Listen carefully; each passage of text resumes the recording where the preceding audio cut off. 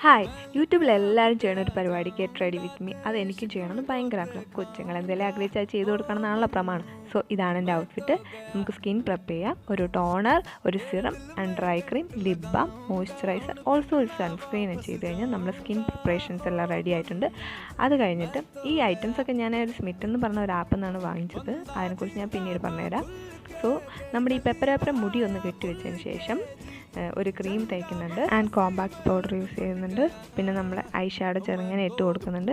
അതും കൂടാതെ ഒന്ന് കണ്ണ് എഴുതി കൊടുത്തിട്ട് കണ്ണ് വരച്ച് കഴിഞ്ഞ് കഴിഞ്ഞാൽ സൂപ്പറായിട്ടുണ്ട്. വാവ്. അത് കഴിഞ്ഞ് നമ്മൾ ലിപ്സ്റ്റിക് ഇടുന്നുണ്ട്.